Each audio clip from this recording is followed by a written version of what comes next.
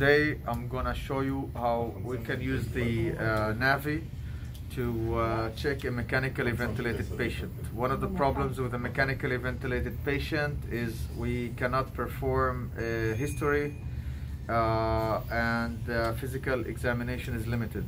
What we're gonna see today is an examination of the lung, an examination of the heart, an examination of the kidneys, and an examination of the urinary bladder. So I'm gonna focus the camera on the device so you can see what I see when I perform the test. So let's start. If we can look at the device, now the device is set on the cardiac. I simply touch over here and change it to fast. When I change it to fast, and I'm using this probe, the phased array 4-1 probe, it's a perfect probe both for the abdomen and the heart, and I also use it to perform ultrasound of the lungs. So this is a very versatile and recommended probe. I'm gonna start the study with an examination of the patient's lungs to show you whether the patient has any pneumonia, any pulmonary congestion. I start the exam at the level of the highest intercostal space. My depth now is 16 millimeters, which is too much. So I can change the depth to 10 millimeters, which is better for the lungs. Now I'm situated on the second intercostal space in the mid-clavicular line at the right, and I can see A lines. I can also see, if you look on the top of the screen, you can see the pleura and you can see pleural sliding. So this patient does not have a pneumothorax. If I like, I can use the a linear transducer to show this better, but the phased array is good enough. I'm going down to the third intercostal space, fourth intercostal space, fifth intercostal space, and I see no signs of pneumonia until now. Now I'm gonna move to the patient's axilla. I'm gonna take his hand a little bit to the side. I'm gonna put my transducer on his axilla, and we see A lines, a little bit of B lines over here. I'm going down, and now I can see his liver. So what do I understand from this test? The patient does not have signs of pneumonia on the right. He does not have pleural effusion. He does not have a collapsed lung. So these are very useful insights given from the ultrasound. It is much harder to get from the stethoscope. Now I'm gonna go to his left side. For that I will need a little bit of gel. If you can provide me with a gel, please.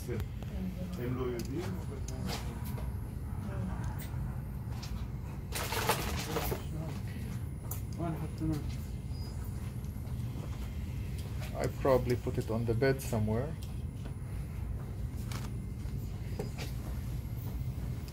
Here it is. All right. Okay. Now we are going to the patient's left side. Please focus on the screen. We're starting our study at the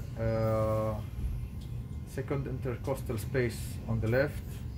We can see more B lines over here. Okay.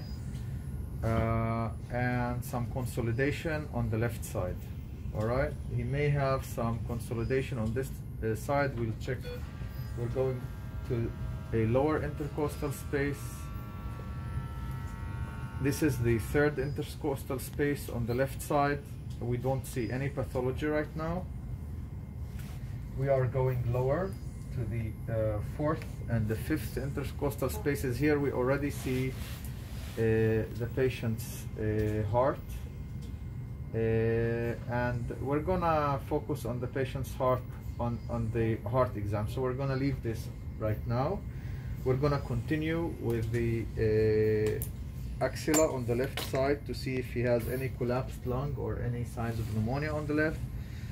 So this is his axilla on the left, which looks normal. we're going down, we can see more B-lines over here. So he probably has pneumonia on the left side. This patient was intubated yesterday. Maybe he had some aspiration before or after the intubation, but clearly we can see that he has some B-lines on this side, and then we see his spleen over here. And given that we can see the spleen and we can see the interface between the spleen and the lung, he does not have any pleural effusion. But maybe, we said maybe he has some pneumonia on this side, but no collapsed lung. All right, so his lung is not collapsed. He does not have signs of congestion. Maybe he has some pneumonia. This is the 6th intercostal space on the left. Maybe some signs of pneumonia. Now we're gonna change our exam to the heart.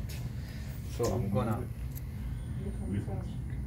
pick adult cardiac, and I'm gonna put my transducer for a 4-chamber view of this patient's heart. As you can see, the patient has of course he is mechanically ventilated, so you cannot ask this patient, to do some maneuvers or anything, but you can clearly see that the left ventricle is contracting normally and the right ventricle is contracting normally, and he does not have any pericardial effusion. This is information that you can never get with a stethoscope on any patient, especially not on a ventilated patient. So this patient's heart looks normal, which is a good sign.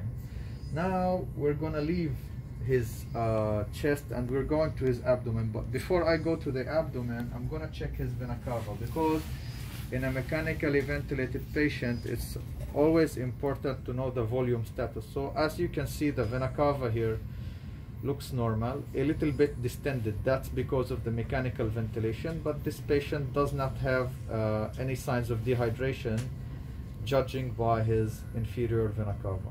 All right, now we're going to go to his abdomen. So I'm gonna go back to the EM fast, and as you can see, I am not changing probes. I'm using the same probe all the time. So if you want to pick one probe to work with in the internal medicine department, this is the probe to go to, the phased array probe. It's a great probe. This is his kidney on the right. As you can see, the kidney is normal in size. I'm going to adjust my depth a little bit, and as you can see, there is no hydronephrosis. All right, no hydronephrosis on this side at all. I can see part of his liver. This is not a fasted patient. Maybe I can see his gallbladder and maybe not, but I'm not going to invest time trying to do that, because probably I won't be able to see it because he was being fed. Now I'm gonna go to his left side and see, I don't need to move the patient at all. I'm just going from side to side with my probe. This is the kidney on the left side, and also it looks normal. There is no hydronephrosis and there are no signs of ascites. Now I'm gonna show you his bladder. We put the probe at the lowest part of the abdomen, above the symphysis pubis. Just gonna try to find my way here. This is his gallbladder. This is his urinary bladder, sorry. As you can see, the urinary bladder is not distended.